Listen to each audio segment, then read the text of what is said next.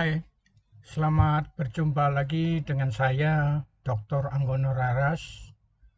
Pada pertemuan kelima ini, tema diskusinya adalah analisis lingkungan internal. Berbicara tentang lingkungan internal dalam bisnis adalah berbicara mengenai perusahaan itu sendiri. Pada awal diskusi, hal yang paling penting dibicarakan adalah protokol kesehatan. Mengingat kondisi saat ini, dunia masih diselimuti oleh virus yang menggegerkan. Walaupun pada saat ini kekuatan virus sudah mulai berkurang keganasannya karena ada mutasi virus menuju ke arah flu biasa. Tapi alangkah baiknya kita tetap menggunakan protokol kesehatan. Protokol kesehatan yang dilakukan antara lain pada tempat publik tetap menggunakan masker. Hal ini penting agar virus tidak masuk dari mulut dan hidung. Virus dengan mata normal tidak akan terlihat karena sangat kecilnya. Untuk melihat virus tersebut harus menggunakan alat bantu khusus. Langkah berikutnya, setelah melakukan tindakan, tidak lupa pula mencuci tangan dengan sabun dan air mengalir. Bila dalam perjalanan jauh dari keran air, dapat menggunakan tisu basah yang disediakan sendiri sebagai preventif. Tidak lupa menyiapkan hand sanitizer untuk membersihkan telapak tangan setelah melakukan kegiatan yang berhubungan dengan memegang sesuatu barang. Semua ini digunakan dalam rangka menjaga kesehatan pribadi dari luar tubuh manusia.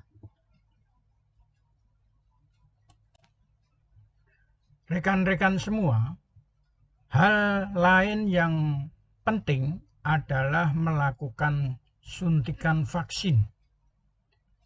Di Indonesia ada kegiatan vaksin sampai 3 kali. Untuk para medik bahkan sampai 4 kali.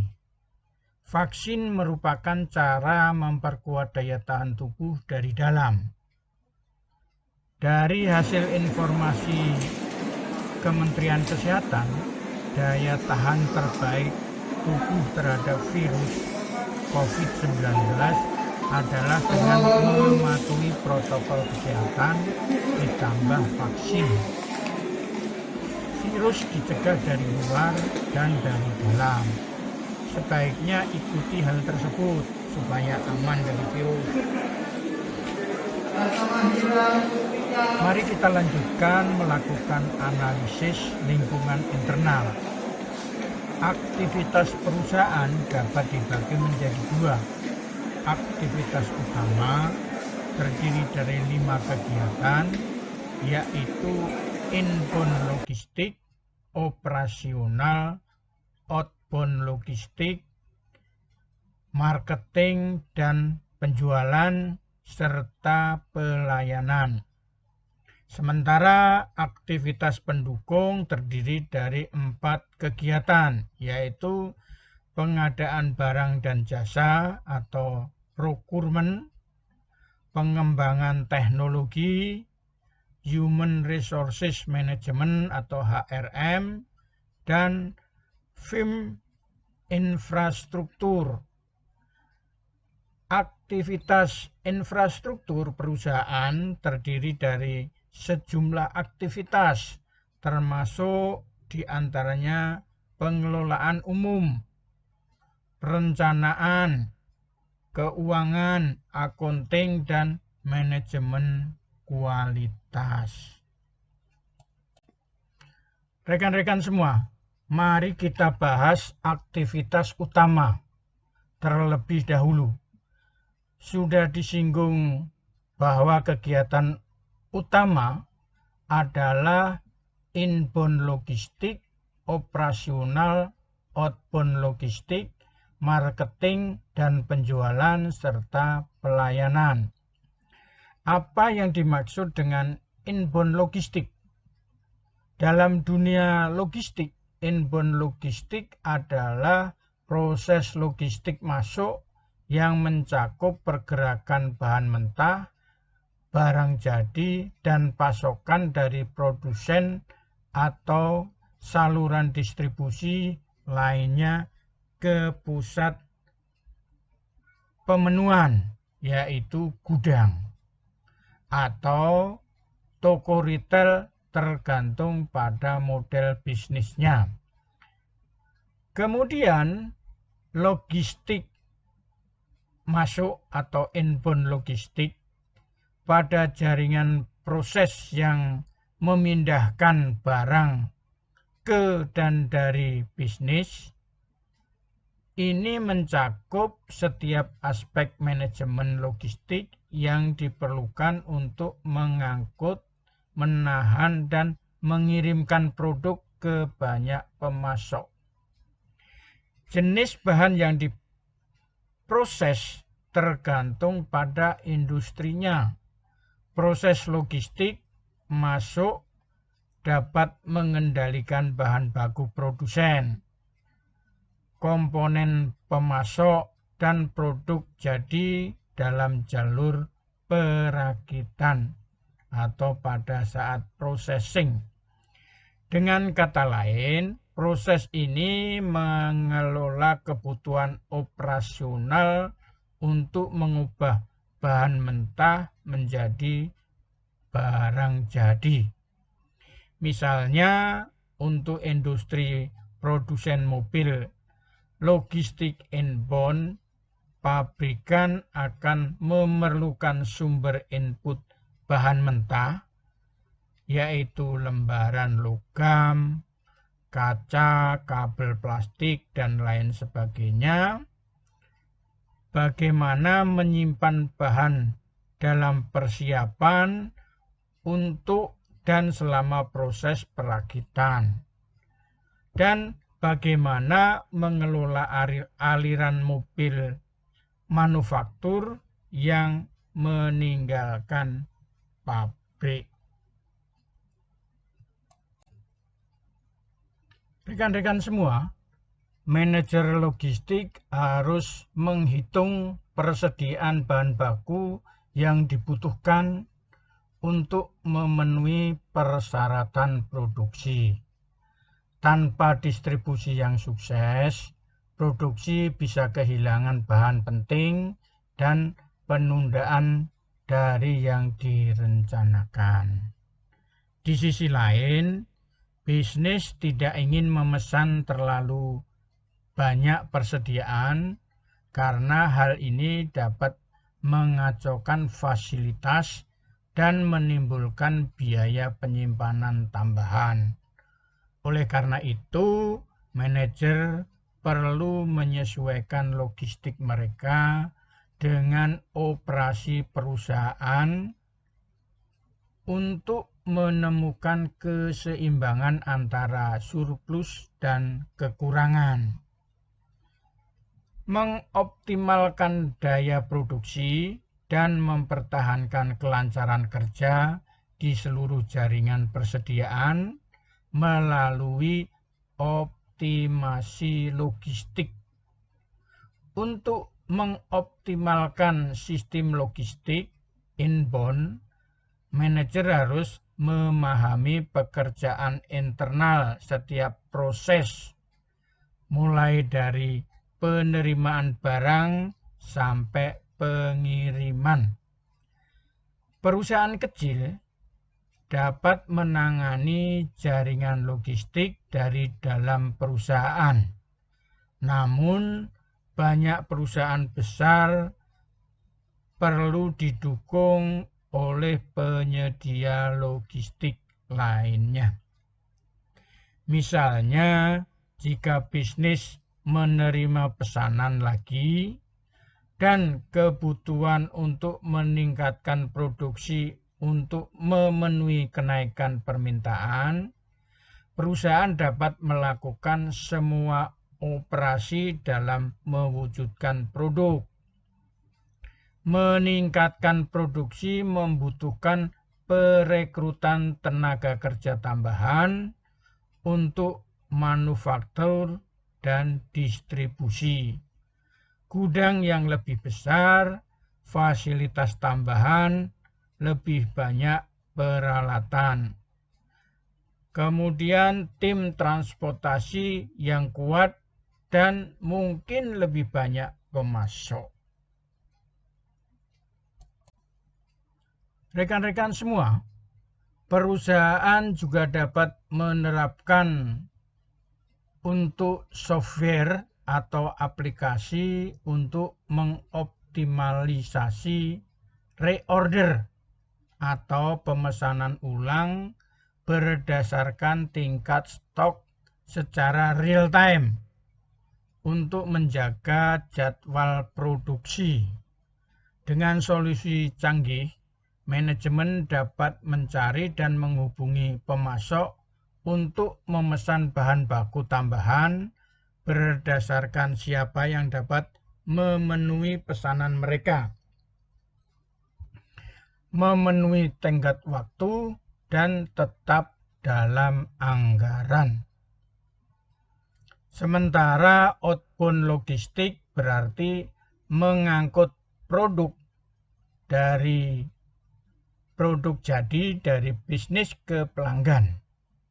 Jaringan outbound logistik biasanya mencakup banyak mitra, produsen, distributor, pengecer, dan tim transportasi.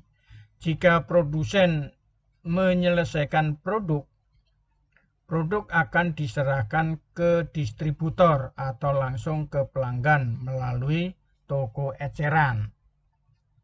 Sementara proses distribusi outbound dikembangkan berdasarkan permintaan konsumen dengan menyediakan barang tepat waktu. Ada perusahaan yang mengirimkan produk langsung ke pelanggan berdasarkan pesanan. Dan ada juga perusahaan yang mempekerjakan distributor besar dan pusat pelaksanaan yang menggunakan perusahaan telekomunikasi atau operator swasta. Rekan-rekan semua, mengoptimalkan logistik outbound dapat sulit karena tergantung pada perubahan pasar dan permintaan pelanggan secara terus-menerus. Manajer logistik juga harus mempertimbangkan jumlah jenis produk dan distributor untuk merencanakan pengiriman produk yang akurat.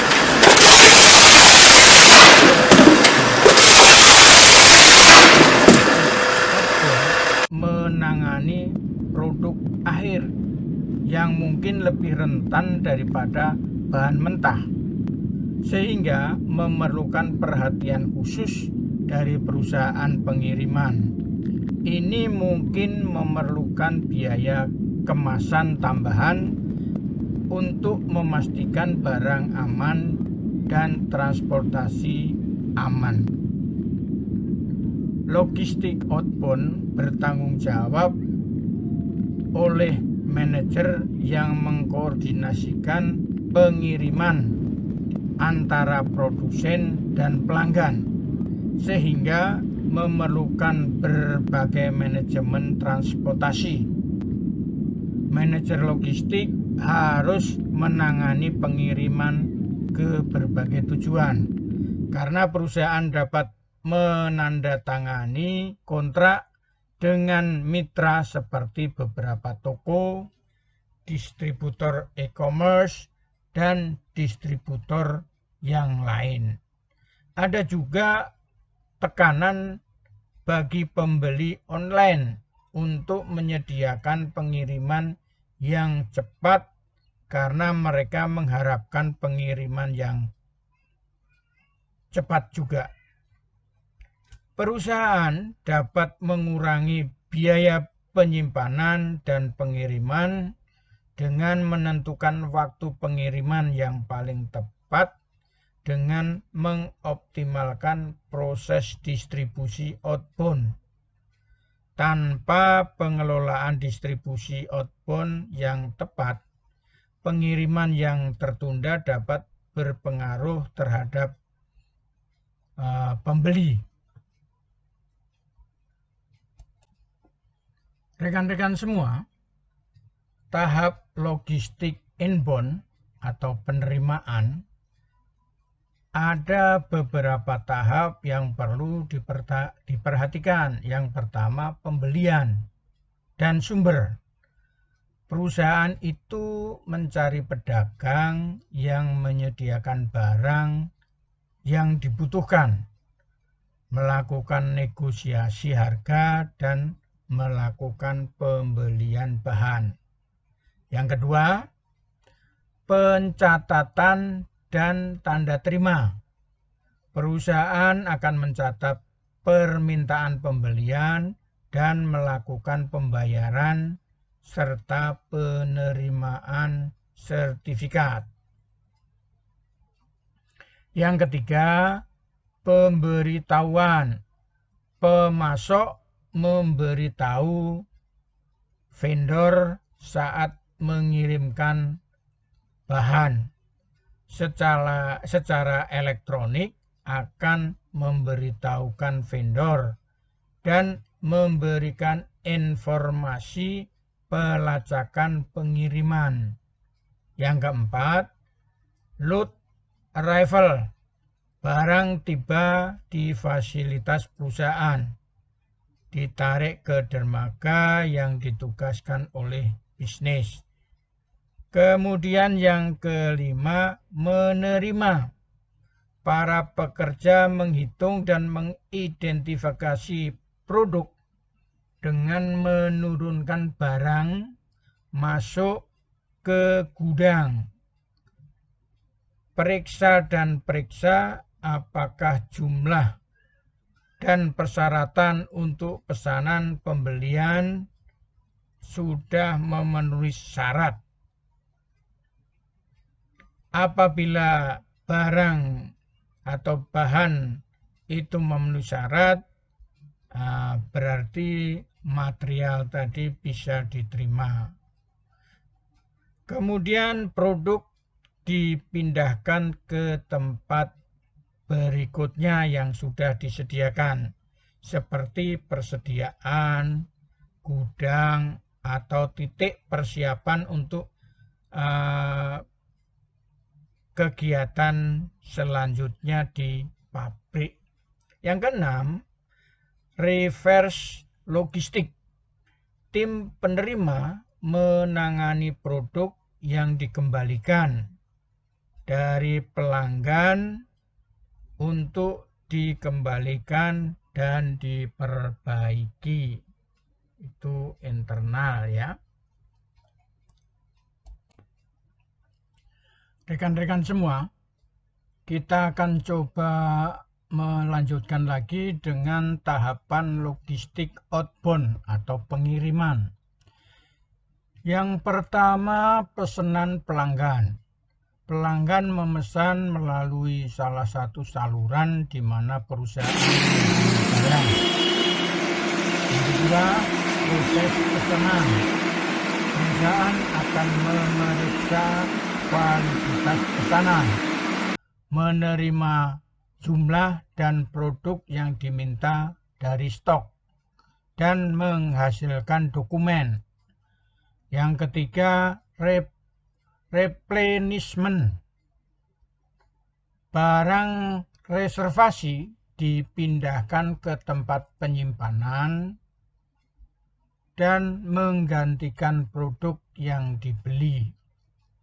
Proses ini dapat memicu lebih banyak pesanan atau bahan baku dari pemasok untuk mempertahankan tingkat ketersediaan yang tepat. Yang keempat, picking. Petugas gudang memilih produk di gudang untuk memenuhi pesanan. Yang kelima, pengemasan. Pengemasan dan pemuatan. Staf pengemas memberi label dan mendokumentasikan pesanan sesuai dengan kebutuhan internal dan pelanggan. Pekerja mengurutkan pesanan berdasarkan mode pengiriman, kecepatan pengiriman, atau tujuan. Tim memuat pesanan ke kendaraan distribusi. Yang keenam, pengiriman dan dokumentasi. Pesanan itu dikirim dari gudang ke pusat distribusi atau mitra. Sistem perusahaan mencatat pengiriman dan informasi pelacakan pelanggan. Yang ketujuh, last mile delivery. Pesanan datang dari pusat distribusi kepada pelanggan. Langkah ini bisa menjadi langkah yang paling mahal dan paling penting. Rekan-rekan semua, mengoptimalkan proses logistik inbound. Kita perlu mengidentifikasi jalur pasokan optimal dan bekerja sama dengan pemasok untuk mewujudkan solusi yang saling menguntungkan. Menetapkan pedoman pengiriman yang harus dimasukkan ke dalam mode yang akan digunakan di jalur khusus dan juga persyaratan pelayanan dan biayanya. Panduan ini mungkin nyata atau online. Namun lebih baik menggunakan panduan routing digital. Ini dapat beradaptasi dengan perubahan lingkungan pengiriman untuk waktu yang sama seperti perubahan tarif. Dengan menerapkan panduan pengiriman, dapat meminimalkan biaya tambahan dari pemasok. Misalnya, mungkin Anda bisa mengenalkan tolok ukur kecepatan dan tidak menggunakan perusahaan pengiriman yang tidak resmi. Banyak perusahaan menerima biaya barang yang diminta oleh vendor karena mereka tidak dapat melihat tarif pasar. Namun, sistem manajemen transportasi akan memungkinkan perusahaan mengakses biaya dinamis sesuai dengan situasi pasar saat ini. Anda dapat menggunakan informasi ini untuk perusahaan, rute, dan transportasi untuk menetapkan jumlah vendor yang diterima secara real time. Dengan begitu, Anda bisa mendapatkan tarif terbaik dan menjaga biaya minimal. Rekan-rekan semua, mengoptimalkan proses logistik outbound. Jika Anda memutuskan untuk bekerja sama dengan operator pihak ketiga, akan menguntungkan jika Anda menegosiasi tarif pengiriman Anda. kontrak pengiriman yang tepat, Anda negosiasikan memiliki beberapa area. Pertama, mohon pertimbangan semua aspek dari kontrak pengiriman saat ini, seperti biaya tambahan atau biaya penerbangan yang belum ditentukan. Lihatlah data itu dan lihat di mana mengeluarkan atau pengeluaran terbesarnya. Jika Anda lebih memahami kegiatan pengiriman dan persyaratan bisnis, Anda dapat menegosiasikan diskon, misal, atau memulai proses permintaan proposal dan meminta saran terbaik dari beberapa operator. Mengelola biaya persediaan dapat mengurangi biaya gudang karena sektor logistik outbound memberikan produk kepada pelanggan pada waktunya. Salah satu cara untuk kegiatan ini adalah merespon perubahan permintaan dengan cepat. Silahkan memesan persediaan tambahan dan simpan untuk jaga-jaga jika dibutuhkan. Akan tetapi, dengan stok ulang ini, biaya distribusi yang lebih besar cenderung meningkat. Anda harus melakukan penelitian ulang, menghitung dan membayar pegawai untuk melakukannya, membayar premi dan menyewa tempat lebih banyak lagi. Anda harus mempertimbangkan solusi sementara dan mahal agar lebih mengurangi biaya. Anda harus berupaya menggunakan sistem WMS atau Warehouse Management Stock untuk meningkatkan fleksibilitas gudang. Rekan-rekan semua, manfaat logistik inbound yaitu adanya biaya lebih rendah untuk pengiriman dan penerimaan, manajemen inventaris yang lebih baik, kemampuan untuk menemukan masalah rantai pasokan, landasan untuk kesuksesan penjualan, hubungan vendor yang lebih kuat, biaya bahan baku yang dapat diprediksi, kualitas produk lebih tinggi, pengiriman tepat waktu, tingkat produksi yang stabil. Itu adalah manfaat daripada inbound logistik atau logistik inbound.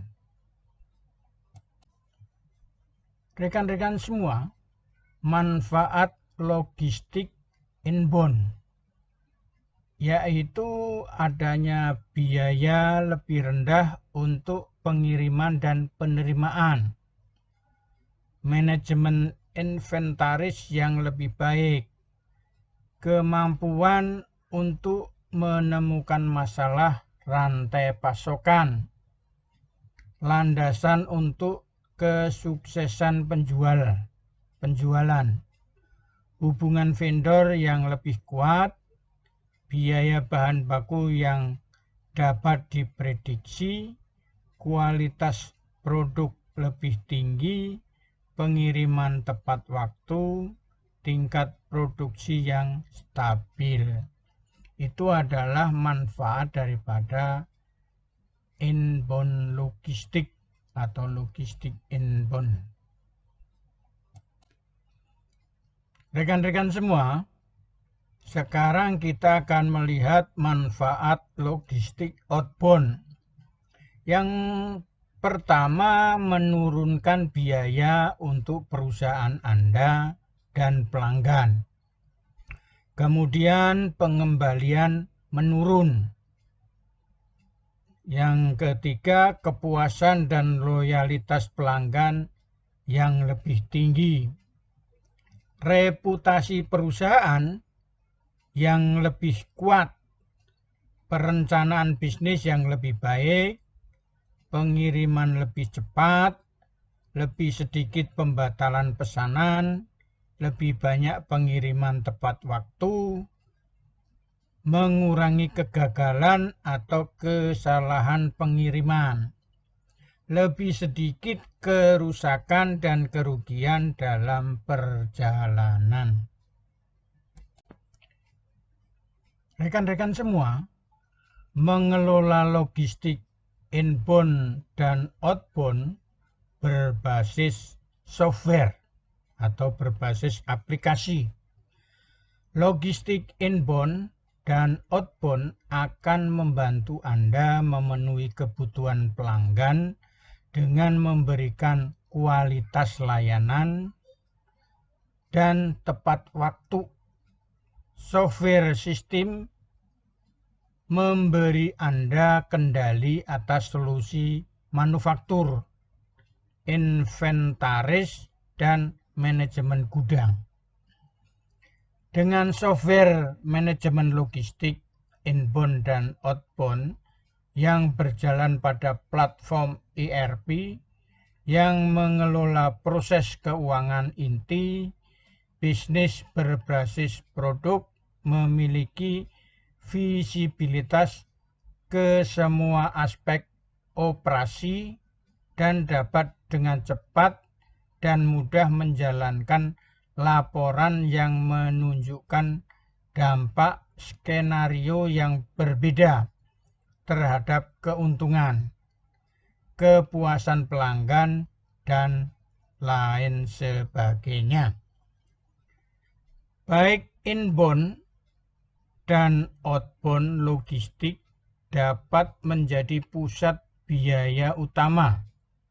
Namun, ini juga berarti bahwa sistem logistik ini memberikan kesempatan untuk mengurangi waktu dan biaya yang signifikan. Oleh karena itu, perusahaan harus melihat dari sisi operasi ini dan memeriksa apakah ada cara yang lebih efisien dan hemat biaya dalam menyelesaikan langkah-langkah ini. Ini adalah elemen kunci yang mendukung keberhasilan beroperasi bisnis dengan mengoptimalkan manajemen rantai pasokan dan memberikan pengalaman pelanggan yang sangat baik.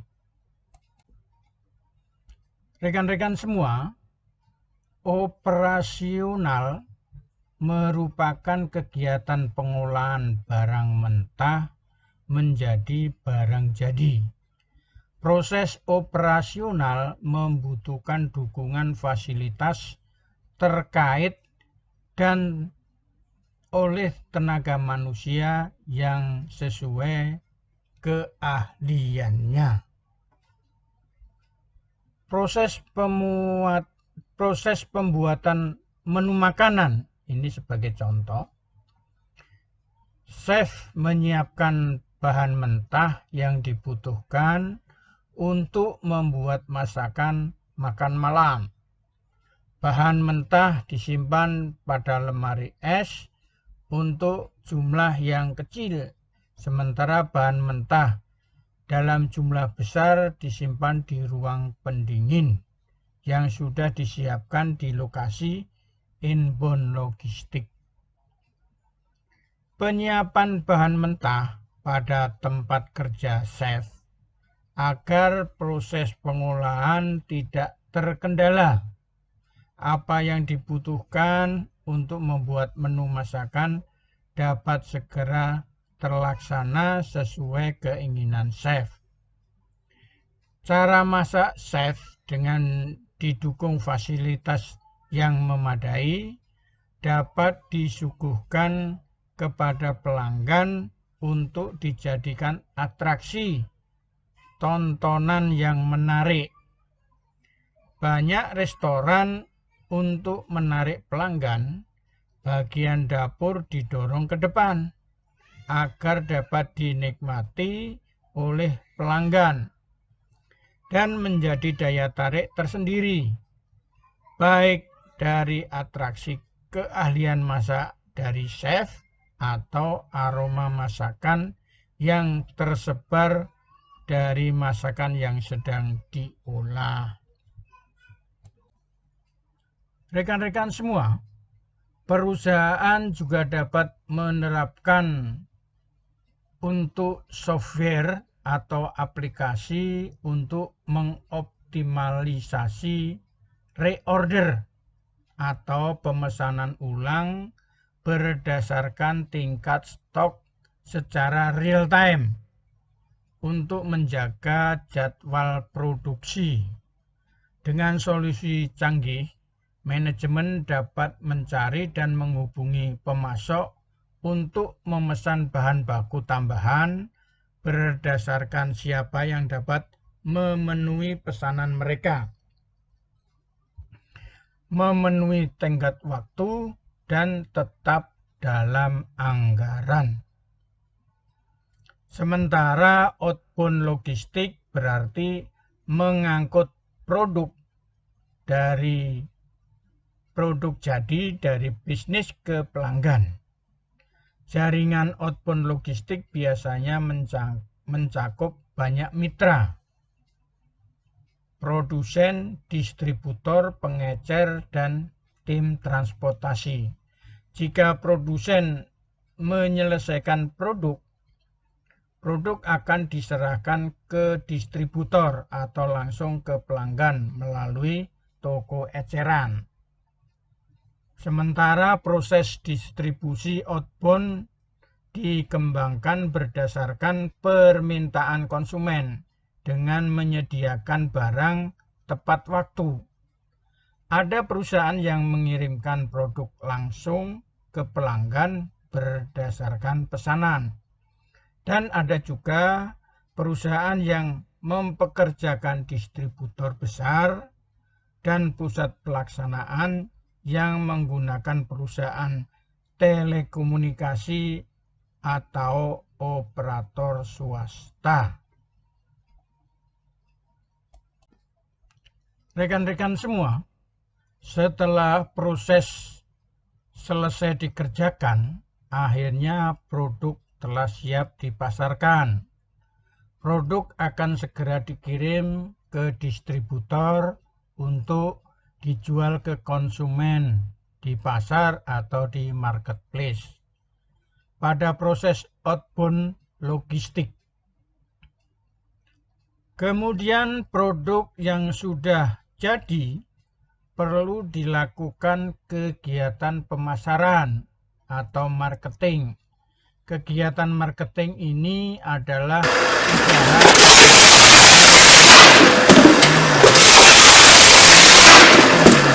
meningkat. Pada kegiatan marketing, hal yang dilakukan adalah dalam bentuk bauran pemasaran seperti melalui bauran produk, flash, promosi, harga, proses, bukti fisik, dan sumber daya manusia yang terkait di dalamnya. Sementara kegiatan penjualan mempunyai tugas meningkatkan jumlah penjualan produk, di mana bagian penjualan bertanggung jawab terhadap bagaimana produk dapat laku lebih banyak dan peningkatan penjualan produk. Rekan-rekan semua, hal yang tidak kalah menarik dalam analisis lingkungan internal adalah pelayanan. Pelayanan meliputi segala aspek yang terjadi di dalam perusahaan. Pada proses inbound logistik, operasional, outbound logistik, marketing dan penjualan, serta pelayanan terhadap konsumen, baik pada saat pembelian maupun pelayanan purna jual. Pelayanan pada proses inbound logistik memberikan kemudahan terhadap bahan mentah yang datang dan menyiapkan gudang penyimpanan, membuat jadwal pengiriman barang agar tidak kelamaan mengendap di gudang, mengatur pengeluaran barang dari gudang untuk diolah menjadi barang jadi. Pelayanan operasional bekerja sama dengan bagian operasional bahan mentah apa saja yang diperlukan dalam proses pembuatan produk, agar bagian pelayanan mampu menyiapkan dengan cepat bahan-bahan yang dibutuhkan. Kemudian pelayanan outbound logistik, marketing dan penjualan, serta pelayanan terhadap konsumen, baik pada saat pembelian maupun pelayanan purna jual. Rekan-rekan semua, pelayanan outbound logistik menyiapkan fasilitas distribusi yang dibutuhkan agar produk jadi dapat dikirim ke pelanggan dengan cepat dan aman.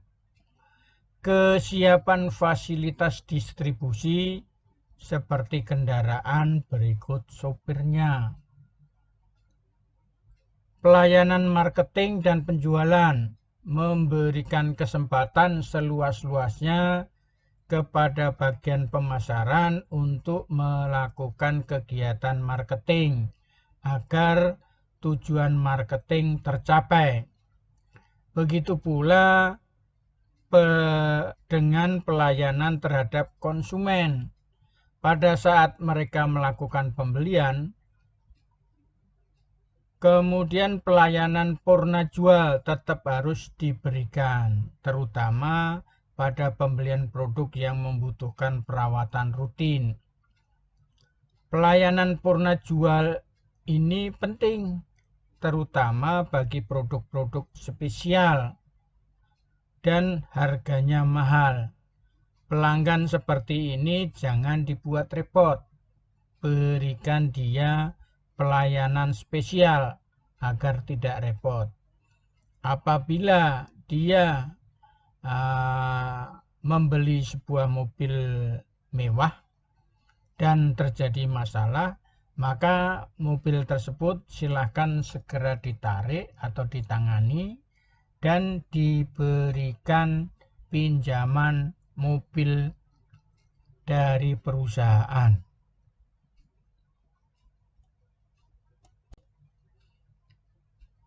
Rekan-rekan semua, mari kita analisis terhadap aktivitas pendukung.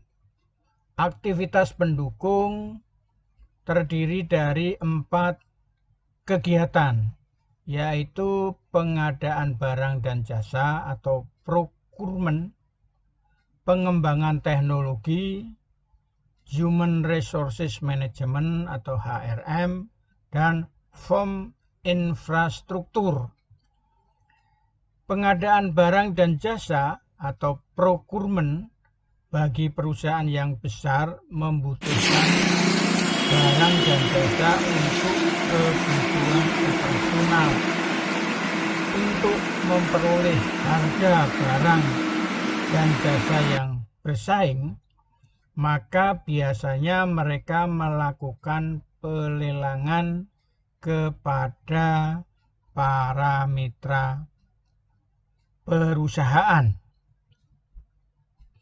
Pelelangan barang dan jasa ini ditujukan adalah untuk memperoleh keuntungan perusahaan dengan memperoleh barang dan jasa dengan kualitas yang diinginkan, tetapi memperoleh harga yang bersaing. Untuk mengadakan proses pelelangan, biasanya perusahaan membentuk panitia pelelangan. Dasarnya adalah peraturan pelelangan yang berlaku di perusahaan tersebut. Panitia pelelangan ini bertugas menerima pendaftaran peserta lelang, menilai kelengkapan administratif, spesifikasi teknis, dan penawaran harga. Kemudian melakukan pengumuman pemenangnya. Pengembangan teknologi. Perusahaan perlu memanfaatkan perkembangan teknologi yang berlangsung pada bisnis modern. Perusahaan membutuhkan teknologi digital dalam rangka bisnis daring saat ini. Revolusi telah terjadi pada dunia bisnis pada 2 tahun terakhir ini. Masyarakat sudah mulai nyaman berbelanja secara daring, maka perusahaan harus mengikuti perkembangan yang ada pada saat ini dengan memanfaatkan teknologi digital yang sudah sangat mudah sekali digunakan. Jaringan internet di Indonesia sudah 4G. Bahkan saat ini sudah terpasang jaringan internet untuk 5G. Sudah mulai dilakukan promosi, tinggal melakukan launching. Rapat, sekolah, bisnis, dan hiburan sangat mudah menggunakan aplikasi yang dibuat untuk itu. Sebagai contoh, aplikasi Zoom paling sering digunakan untuk rapat, pendidikan, dan wawancara. Rekan-rekan semua, Human Resources Management atau HRM perlu dibuat di perusahaan yang karyawannya sudah di atas 500 orang.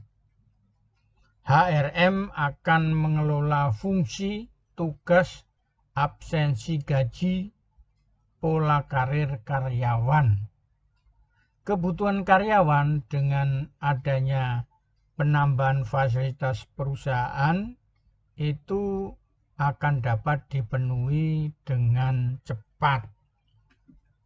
HRM akan membantu karyawan di lapangan agar tidak ketinggalan kegiatan administrasi dalam rangka kenaikan karir dalam jabatan fungsionalnya. Pada umumnya, orang spesialisasi atau orang spesialis tidak begitu peduli terhadap administrasi perkantoran sebagai pendukung untuk kenaikan karir mereka. Maka dengan adanya HRM akan membantu mereka agar tidak ketinggalan dalam jabatan karirnya. HRM akan mengetahui kebutuhan sumber daya manusia atau SDM dengan adanya pengembangan teknologi, struktur organisasi, dan pembangunan aplikasi software di berbagai lini pada saat unit-unit fungsional sedang dikembangkan. Rekan-rekan semua, aktivitas infrastruktur perusahaan terdiri dari sejumlah aktivitas termasuk pengelolaan umum, perencanaan, keuangan, akunting, dan manajemen kualitas. Pengelolaan umum termasuk di dalamnya seperti hubungan masyarakat. Perusahaan perlu memperhatikan lingkungan perusahaan, yaitu perlu ditunjuk unit yang bertanggung jawab terhadap keingintahuan masyarakat terhadap kegiatan yang dilakukan perusahaan. Berikut adanya empati perusahaan kepada lingkungan dalam rangka kegiatan Corporate Social Responsibility atau CSR. Perencanaan kegiatan kehumasan yang perlu dihadiri manajemen agar keberadaan perusahaan tidak menyendiri dalam keberadaannya di lingkungan masyarakat. Selanjutnya, tidak kalah pentingnya kegiatan keuangan dalam pemanfaatannya untuk operasional perusahaan dan adanya kontrol keuangan dari unit akunting. Manajemen kualitas dibutuhkan perusahaan untuk menjaga agar kualitas produk selalu terjaga dengan baik dan dapat bertahan dari persaingan dengan produk lain di marketplace.